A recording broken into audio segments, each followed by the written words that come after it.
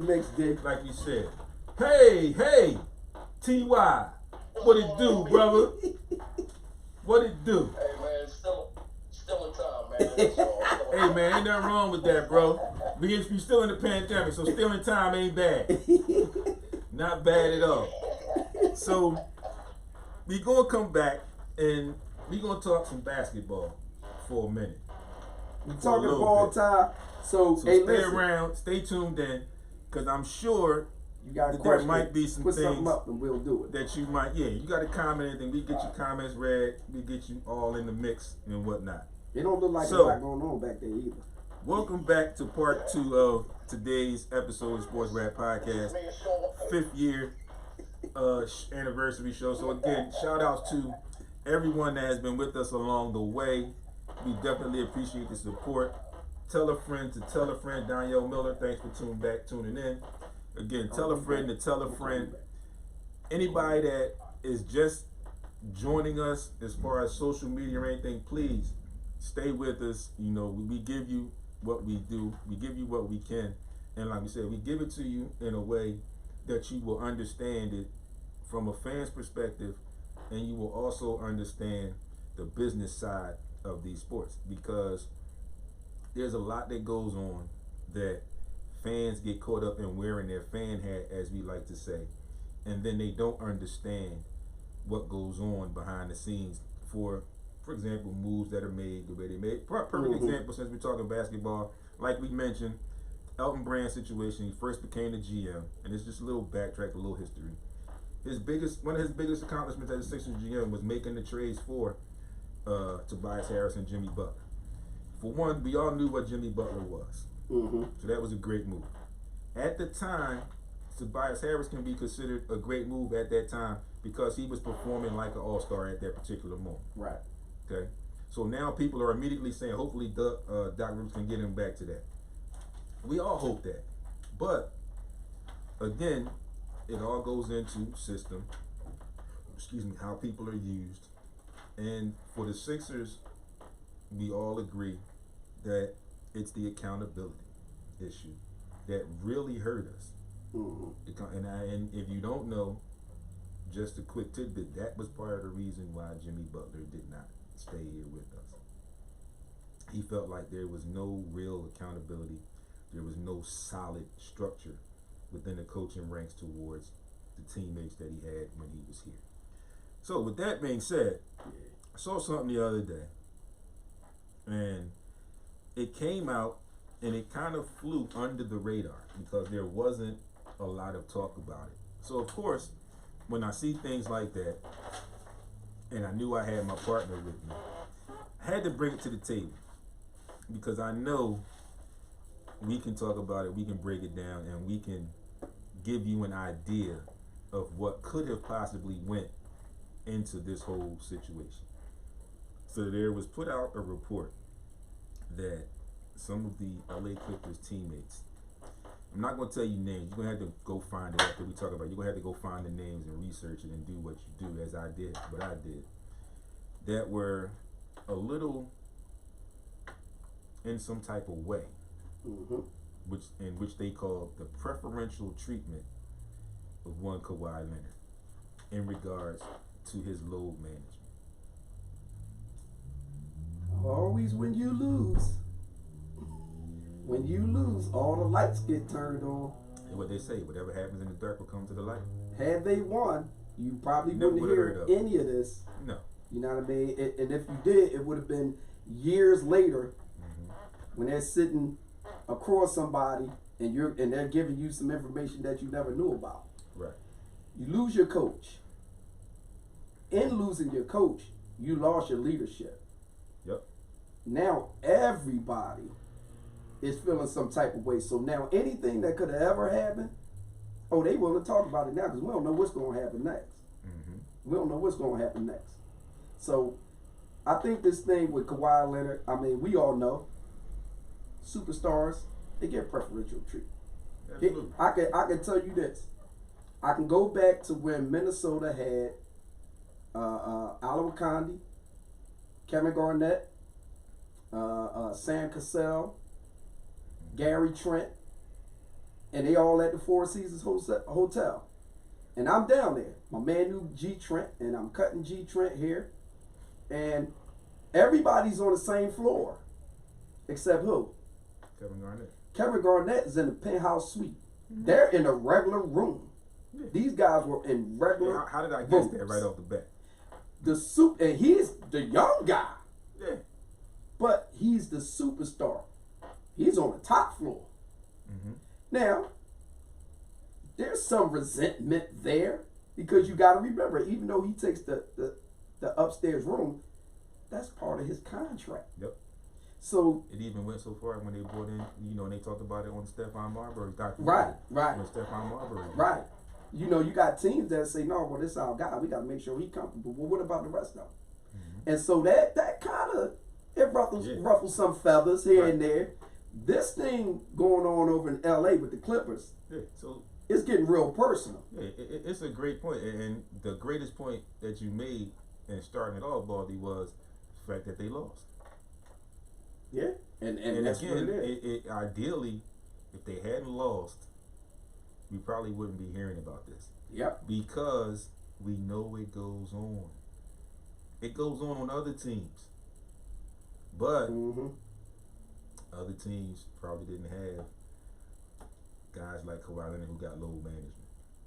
And when the sad thing about the load management issue in the NBA is the simple fact that you can't just say that Kawhi is not playing tonight because of rest. You definitely can't say load management, even though that's what they call it. It has to be some resemblance of some type of injury, which it always is, and we know that, whether the injury's real or not. But deep down inside, we know it's the load management. So, in a small way, I understand where these teammates are going, what they're getting at. Okay, he gets the rest, but I gotta play. As soon as I get an injury, as soon as the doctor say I'm cleared, I'm getting minutes. I'm right back at it. This guy, nah, I'm not ready yet. He could be 100%, and I just give me another day. I'll get another day. So, do you think? My bad, D. I didn't mean to cut you off, but do you think that they did not want that to become another issue like it was in San Antonio when their doctor said he was good, but he kept saying, I know I'm not, something don't feel right. So do you think they were a little precautious about having that happen again with their superstar? I think that's part of it. And that situation was not so much played out, but it was in the public eye. And if you actually think about it, and on another angle, that kind of started the downfall of the Spurs. Right. Because you think about it, Spurs weren't in the bubble this year. At all. And we always talk about the Spurs, and one of the things I used to always say about the Spurs is they could be shaky, but you can't count them out. But they always somewhere find down a way the to line, get in they'll find a way to get in the mix. Last couple years, they couldn't find a way to get in the mix. Well, I mean, it kind of gives you a black eye when you lost your superstar, and then the very next year, that same year, you lose him. He wins a chip. Yeah. You know what I'm saying? I mean, and you thought you got rid of him because he in the East, and then turn around, he comes right back. He becomes a thorn in your side again. And Nicholson, thanks for tuning in, bro. Yeah. So I think it's part of that thing where, as an organization, the Clippers might not have wanted it to be the same situation as it was in San Antonio.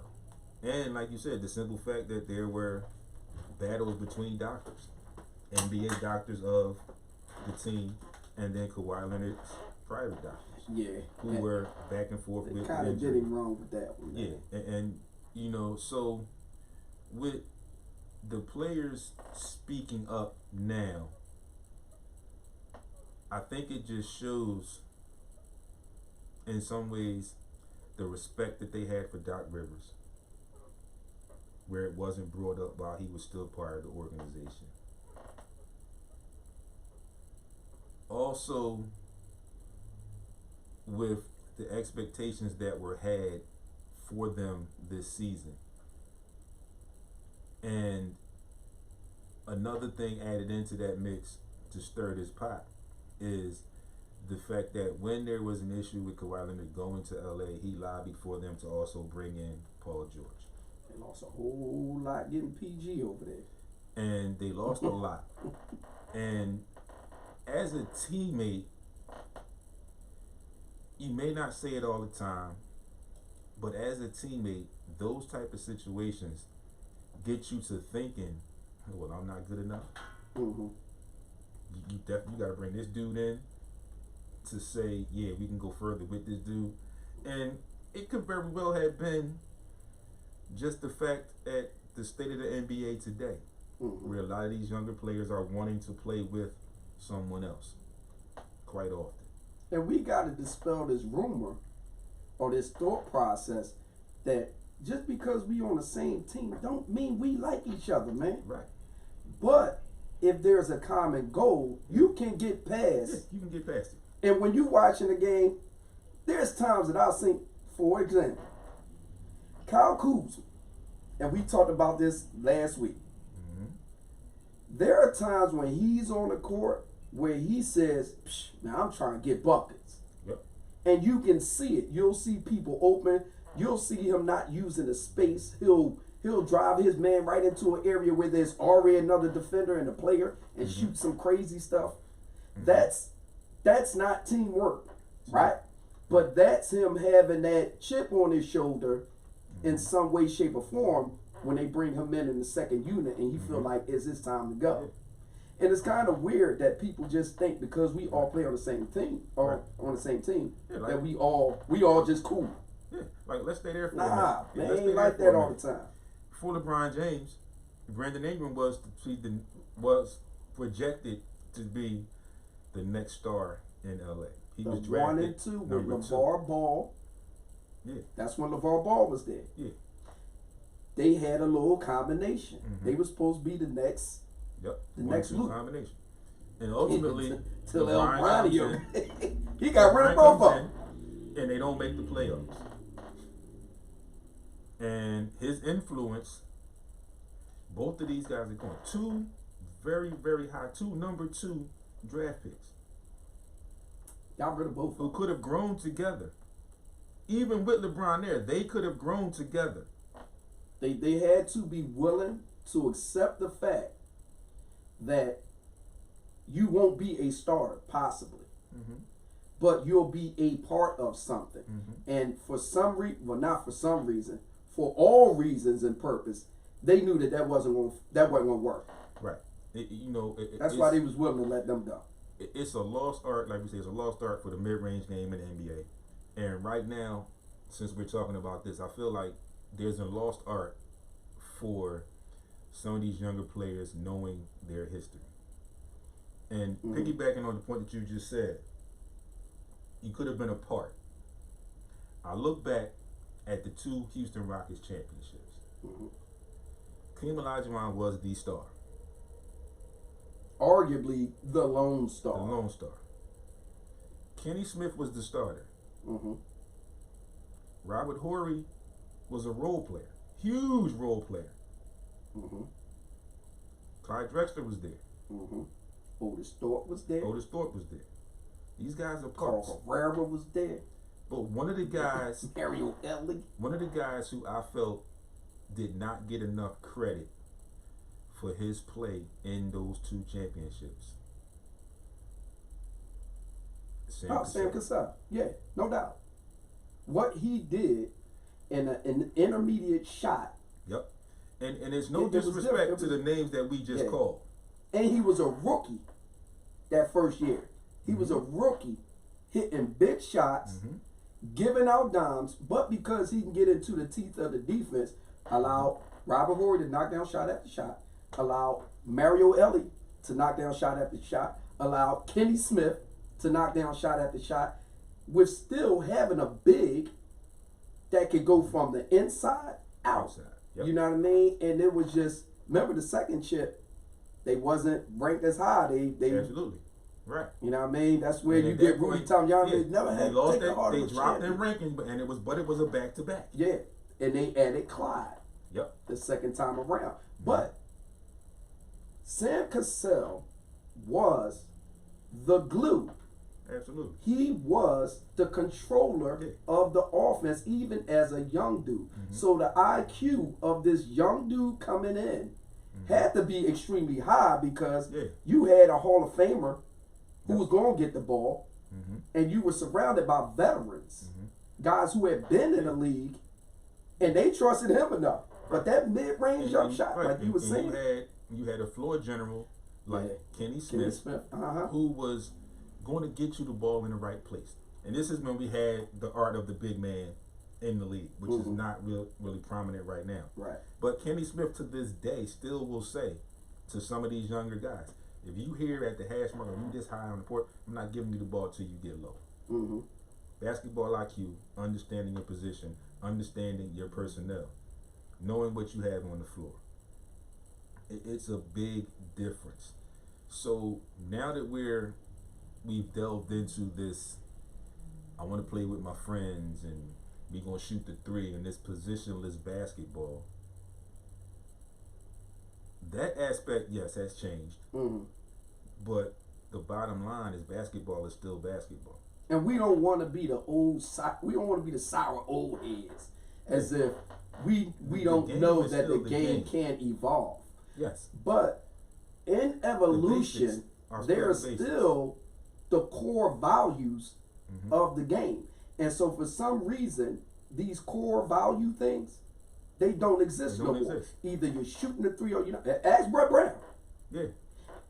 You're not trying to win if you ain't shooting the three. Let him tell it. One of the things I did not like about that offense, and don't get me wrong, went to two of his coaches' clinics. The coaching mind of Brett Brown is pretty damn good. Okay. I just think his faults were adjustments, execution, and personnel alignments. Because it bothered me that in the Sixers' demise was part of the pick and roll situation. It bothered me an extreme amount that you were okay or you were willing to live with guys getting foul line extended jump shots. So in his language, 2-point shots as opposed to the 3-point shot. But if you hit enough of those shots, you can still win the game. Still won the game, and it's a higher percentage shot. This whole league, the whole Sixers organization was based off of one thing: analytics. Yep. So if the analytics say that a higher percentage shot, the chances of you scoring more is 18 feet and under, why are we leading the league in threes? And we did not even a 3-point team. Yeah. So you mean to tell me we're going to come into these games shooting 35, 40 threes a game and we not a three? You're trying to turn us into something that we're not. So where's your identity? Right. And the minute you lose your identity, and that goes with life. Yep. If you don't know your identity, you are lost. You lost. If you don't know what you are, then you'll try to imitate everybody else. Yep. And that's what we were. We were a team of imitators. Yep. We were trying to create something that already existed, but those things that existed had pieces to make it exist. We didn't have it. We still don't have it. Yep. Now we got to recreate ourselves. Thanks for tuning in. You know what I'm saying? We recreating ourselves again. So now that we talking Sixers, and we talk about when we were 3 bounces away from the Eastern Conference Finals, and still to this day, with the roster that was in that particular game against Toronto, I think we beat them in Game 7. Right.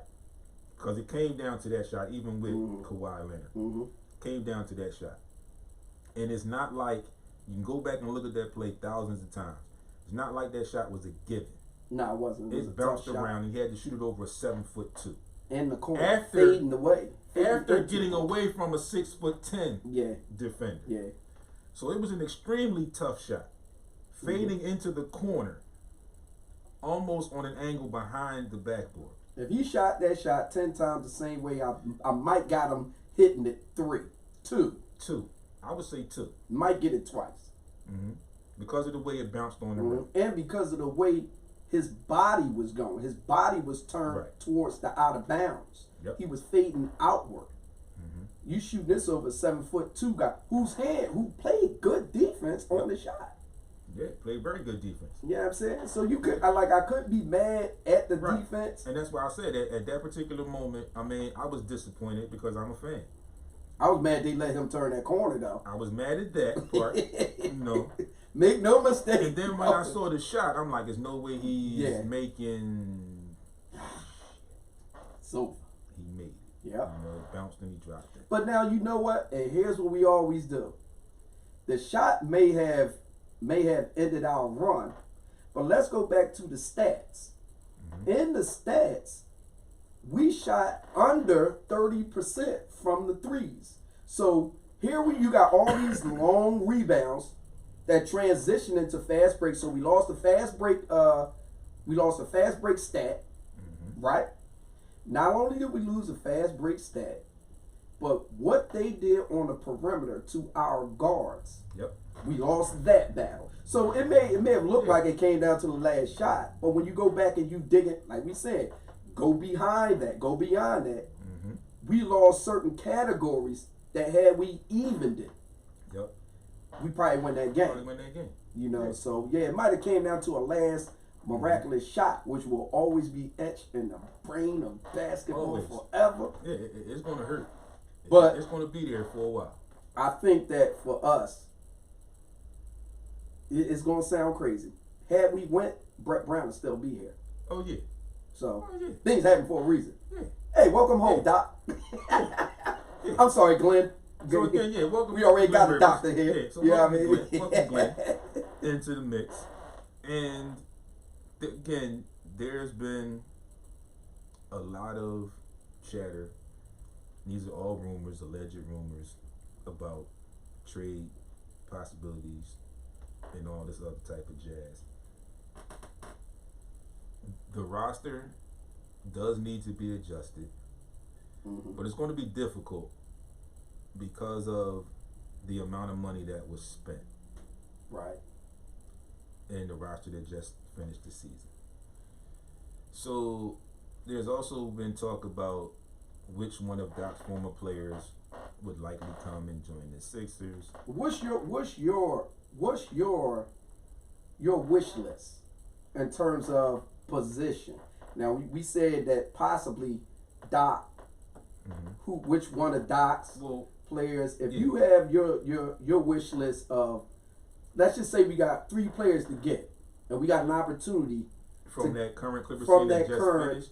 From that current Clippers team that you would mind implementing into what we've got here. And they're available. We talked about last week who's available, who's not. Who would be those 3? Or 2 or 3? So one would definitely be Lou Williams, a return of Lou Williams. The ultimate 6-man, the scorer that can get you a bucket, that you can just get put in the game and say, look, we need some buckets from you. And he gets to the free throw line. So he's a double scorer. He can score the ball and he gets to the free throw line. I think in a small way, Patrick Beverly. Right. Needs some toughness. Because you need some toughness on the wing at that guard position. And then after that, it gets kind of tough. I'm kind of stuck between Montrezl Harrell and Jermichael Green. And people are probably saying Jermichael Green, whatever. Listen. I like his game. You have to go back and watch Clippers basketball. He's one of those guys who comes in, there's no plays run for him, but he can score the ball. Can score. He can play defense, and he does his job. He's never been put in a situation where he had to go out and do more than his job. And in my opinion, as a coach, player, it makes you a lot more comfortable in being able to succeed at your job. It's like, all right, Jermichael, you going in. And there's not much that needs to be said. You know what you can do, you know what we need you to do, and you know that you trust that he's going to go and do that. Yeah. So, again, the bringing in of a guy like Doc Rivers, and I keep saying Doc because it's just a habit. And I understand. I'm not calling him. I'm always where I understand Coach where Rivers. he is with it, with the Doc thing or whatever. But now you have a former NBA point guard, solid former NBA point guard, who knows the game and can definitely help our guards, because we need a lead guard. And people are going to say, well, Ben Simmons is the point guard, and I'm going to go back to what I've been saying ever since Brett Brown gave him the ball. He's playing point guard. In my opinion, the point guard position in the NBA is one of the hardest to learn if you've never played it before. To play it at the NBA level. Yeah. It's like a high school basketball player. It's like a high school football player leaves out as a wide receiver and then gets to the league and they make him a quarterback. Yep. You know what I mean? And a lot of people will probably try to argue or try to debate and say, well, Magic did it. Magic was always a point guard. He just happened to be 6'9". Yeah, and we go back. What's in your game is what's in your game. That's why we always say, as youth, you teach every kid how to handle the ball and continue to handle the ball, because you don't know if you're going to cap out at 5'8" or 6'10". This is why Anthony Davis is so good at dribbling the ball. He get a 7-inch growth spurt, but he was a point guard the majority of his life. Paul Gasol was a point guard all his life. Growth spurt. Mark Gasol played point guard. Charles Barkley was a point guard. Get a little growth spurt. So these guys, Simmons was the transition. He was a transition, and that's what makes it so difficult for him, because even when he sprouted up a little bit, he was never still at the point guard position. No. But he's what LeBron is. He likes the dish. He likes that. And that's why I asked you, what were the three, possibly 2 or 3 that you would incorporate? And I'm always going to go back to identity. Okay, well, if we just about scoring, then we don't need Pat Bev if we just gonna score. So let's go get Lil Cuss. He on free agent. Give me Lil, and you give me whoever you want after that. Because then now we got a 5 that can score. We got 2 guys that can create their own shot. 3. Something that we haven't had in a while. You'll get Lou Williams, who can create. Is he better coming off the bench, or is he better being a starter? He's been a starter before. Yep. It's just a matter of monitoring minutes, because he's not the young Lou no more. Right. But at the same time, it's firepower. So if the identity is we're going to score, then naturally, I can go without Pat Bev. But if we're going to be a mixture of the both, then you got to give me Pat Bev. I got to take that, because this dude, that's their toughness. His energy is like how Vernon Maxwell was. How he ain't going to score a lot. Right. And he ain't scared to shoot. Not scared to shoot. But he want to lock that. He want to lock in. He's going to give you that toughness on the wing. Yeah, and something that we have not had in a long time. I mean, I can go, but I'm sitting here right now and I'm running through my head. I can just picture plays where Shake Milton was completely turned around on pick and rolls. I can picture in my mind Ben Simmons chasing around a point guard on the other end of the floor, which should never happen. He's 6'11". There's no way he should be chasing a 6-foot point guard. But on the other end, the opposite, you flip the page, He should be able, if that guard is guarding him, he should be able to punish that guard on the other end. And that offense has had simplicity.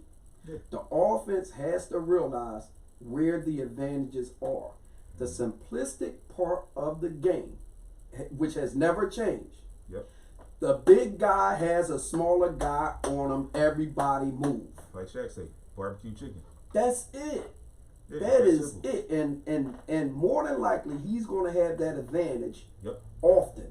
And you got him as one of arguably a top 8 player in the NBA. Not just on the team, not just in the conference, in the entire NBA. But it drives me crazy when dudes just want to, like, that ain't my game. Put it in your game. Absolutely. What you mean it ain't your game? Absolutely. It's the advantage on the court. Yep. So what do you mean it's not your game? Yep. Brian, if LeBron James 10 years ago decided to post up,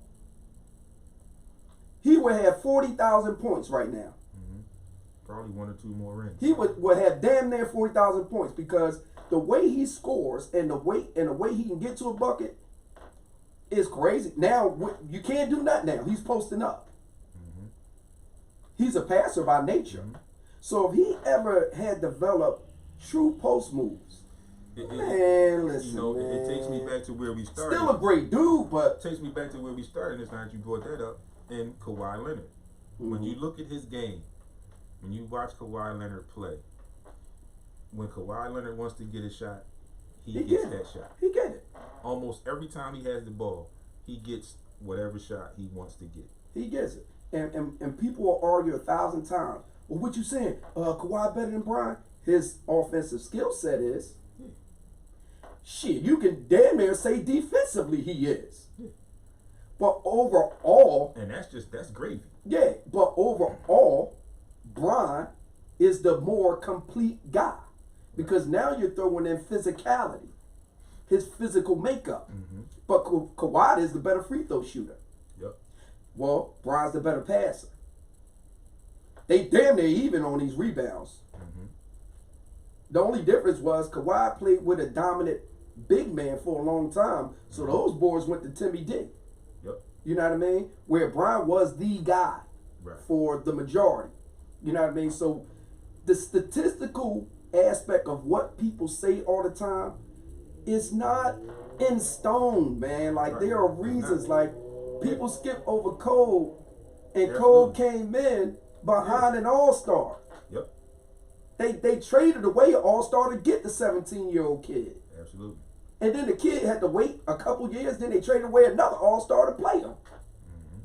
Then, when he got an opportunity to play, he had to defer. Who has Brian had to defer to? Nobody. Nobody. He's the guy. This is your show. You do what you want and rock and roll. You know what I mean? If Kobe would have stayed in Carolina, if he would have stayed with the Hornets, Charlotte, if he'd have stayed with Charlotte, probably wouldn't have won no chips. No. But individually, Oh, he'd have been the man. He'd have been crazy. he had about Crazy. 38,000 points Yeah, too. crazy. Because he wasn't passing the ball to Nobody. everybody. Yeah, nobody. But that's what I mean about when we talk about specific things like that, and we kind of go into detail of certain things that people don't want to go, and then when we go there, they start denying it, and you like, well, you can't deny All it. of a sudden, it's hate. Yeah, now it's like, oh, y'all just some hate. No, you like, Yeah. if we're gonna be analytical, and you're gonna bring up analytics, which are statistical values of a player and the game, then you gotta do your homework and go behind the words and dig a little further in why this person got 30-something thousand points. Yeah. Why does he have 30,000? Yeah. Man, Brian can score. You see how many points he got? Right, but let's look at why. Because you can get guys come in every year that can score. That don't mean they're going to come to a team that's going to allow them to jack for 17 years. And will they even have the ability to score like that for that long?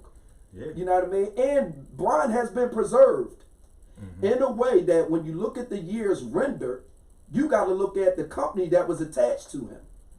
And the company that was attached to him were bona fide superstars that allow him not to have to do everything. And these guys can do that. You know what I mean? So he may once in a while need a little break because he getting older. But this man's been preserved. So when you see him in year 17 still windmilling and all that, and man, well, yeah, man has some. The tread on his tires is still put that quarter in there. He still got some tread left. Yep.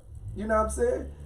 Where a lot of guys, they were on teams like how Dominique was. He was it. Yeah. And his tire tread burned out. The minute he tore that ACL, that was it. Yeah.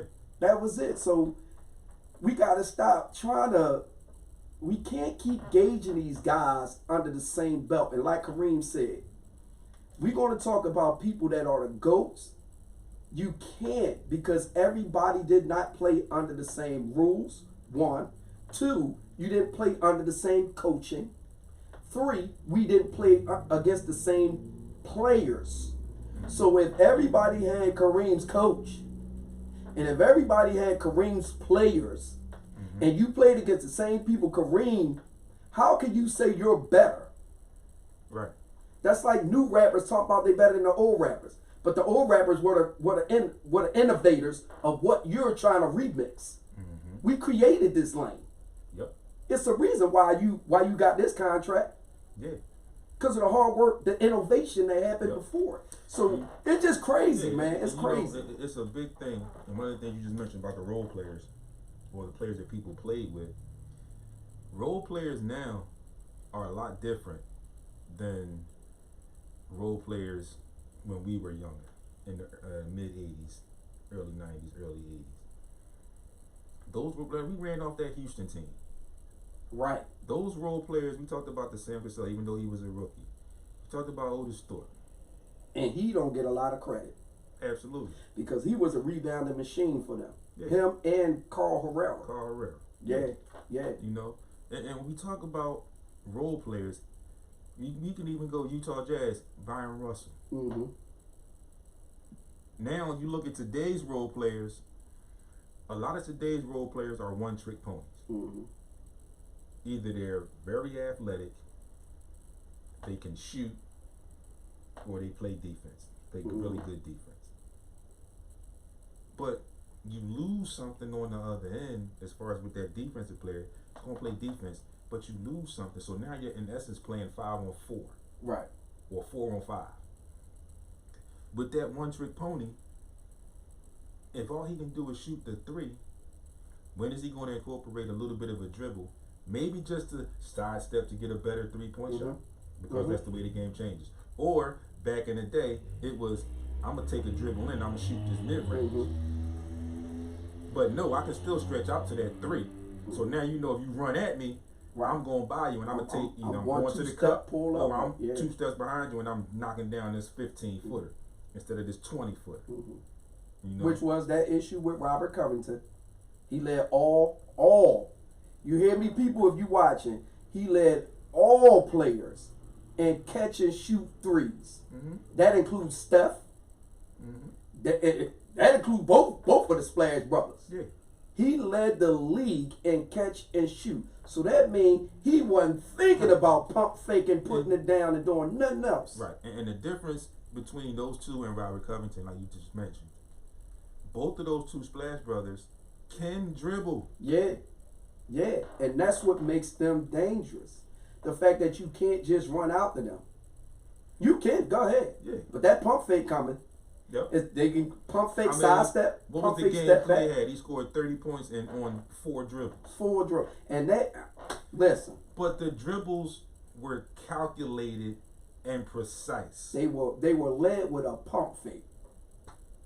And there was a pump fake, sidestep, pull up. You know what I mean? And you're right, Kenny. That's why they're role players. And we talk about how role players and all that. Like, listen. If you're going to have a real conversation about basketball, and I hate to be the old guy, mad at the young punks for not knowing, but young punks, listen.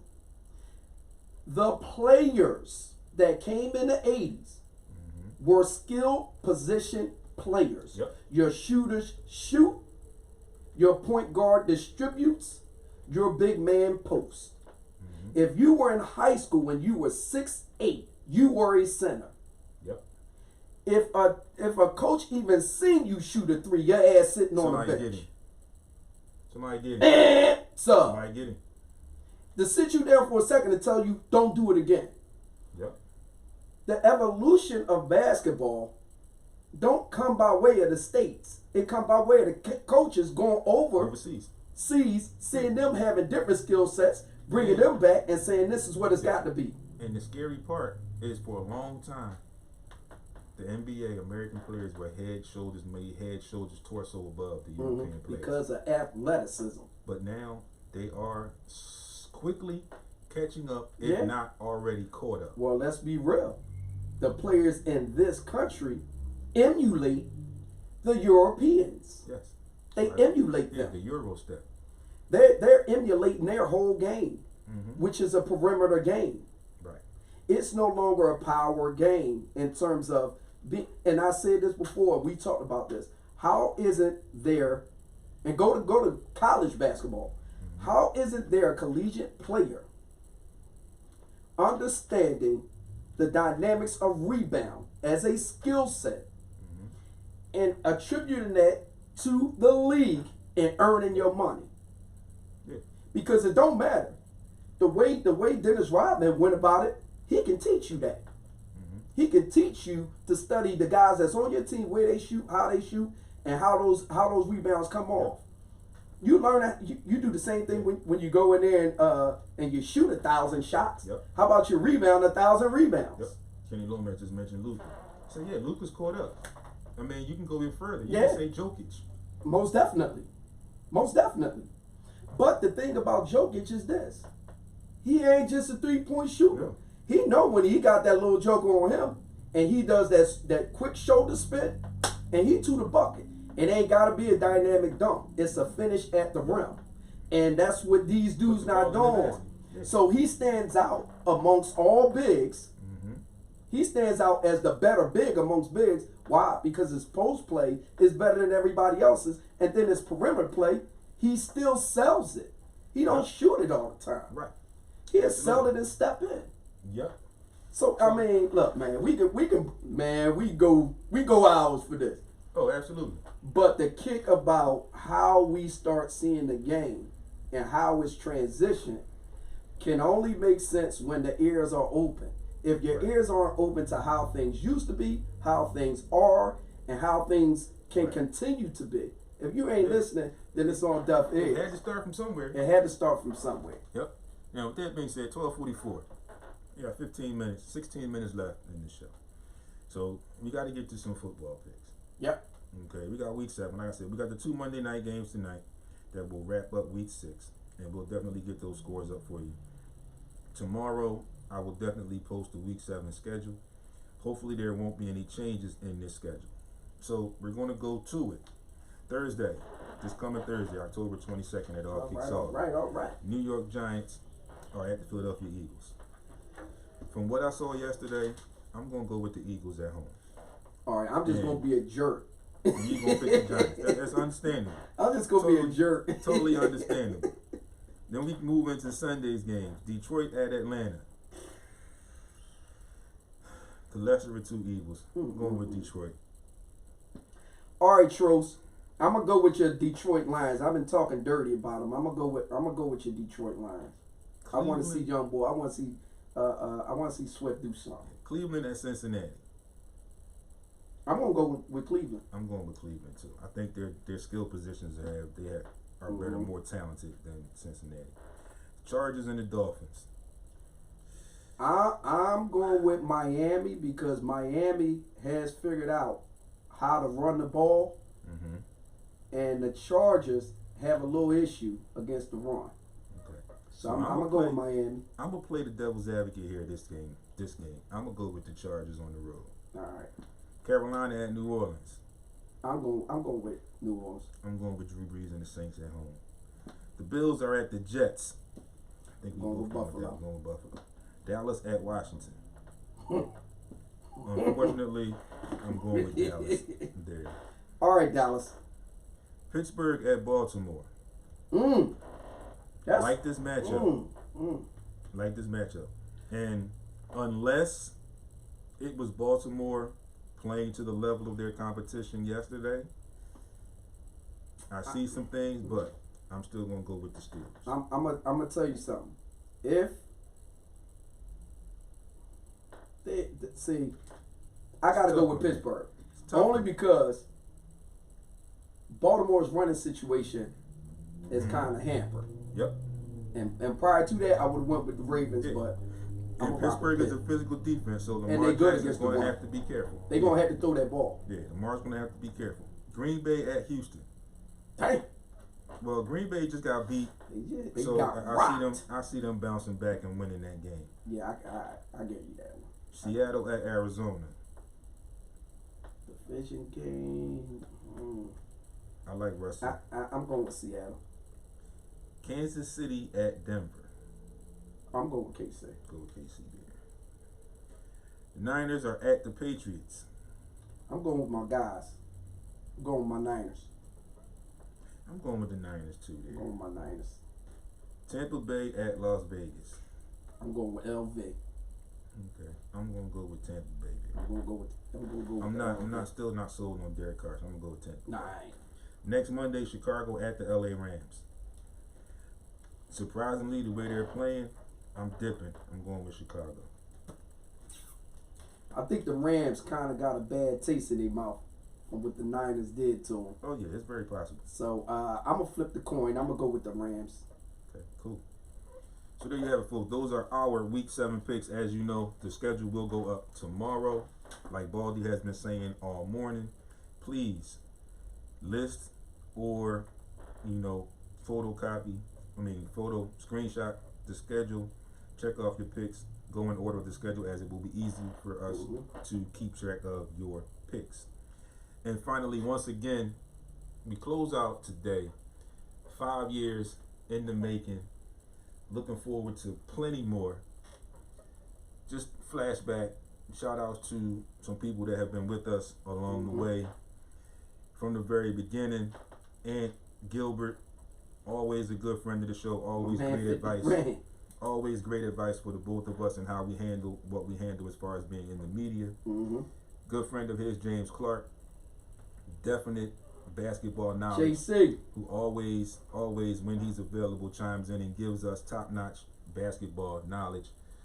To everyone else along the way, and I know I'm forgetting some people, Philadelphia Soul for having us down there. Another guy, Joe Richmond, who's been on the tail end but very, very important to us. Good friend, great friend of the station, great friend of the show, great person in general. Shout outs to you for all that you do, always being willing to assist us in anything that we need, anything that we may need help in. To everyone here that works at the station, Corey and Jay, Corey and Reezy, The Voice No Chill, Ange Wrights, newly minted Rock the Barber. Everybody else that's here with us, though, that has been here with us, we definitely appreciate the support. To all of our social media listeners, on my end, on Baldy's end, everybody that tunes in, and we know all of you can't tune in with us and chime in each and every Monday, but just know that we see you on our social media outlets. We definitely appreciate all of the support. Unfortunately, the pandemic has hit us in a way where we cannot be out like we usually are, because we like doing our events and getting them meet and greet with our fans and our friends and our listeners. So hopefully we will definitely get back to that soon. But again, 5 years in the making, looking forward to plenty more. Shout out to Frank, even though he's celebrating, we appreciate you being here with us. We appreciate you tuning in all the time. And once again, finally, shout out to the boss lady for instilling the trust in us to do what we do. Always encouraging, and always on our side. And I'm sure she's tuned in. If not, she will see this. And she always says to me, Dwayne, you can do what you want. But I told her, out of respect, I'll do what I want, but I'm going to make note of it to you, so you know what I'm doing every time. So I definitely appreciate that, and that's a blessing. I will be here Wednesday morning, assisting the Morning Rush with Rock the Barber. So look out for that. Bob, you got anything you want to chime in? Oh man, I just want to say, brother, who knew? Who knew? Absolutely. You know, like I said, I mean, me coming here was really like kind of crazy because I was just visiting.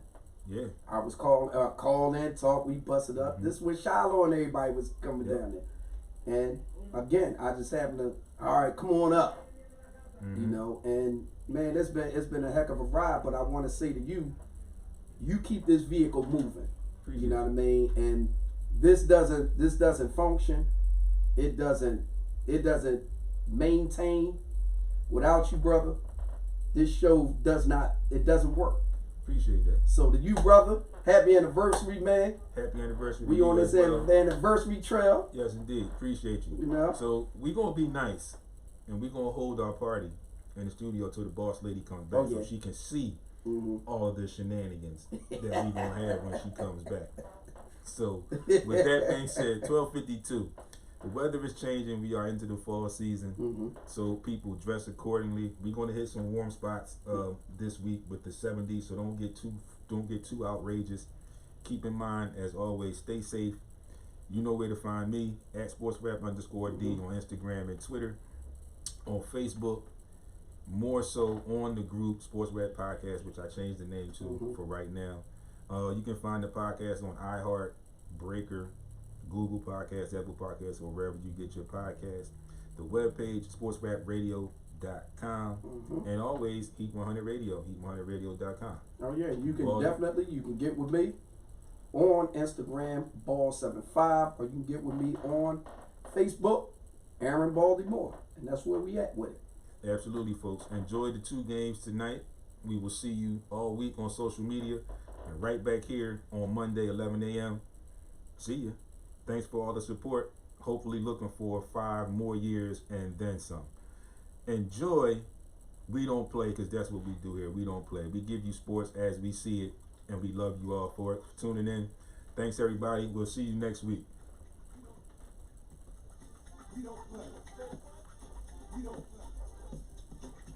All right, folks.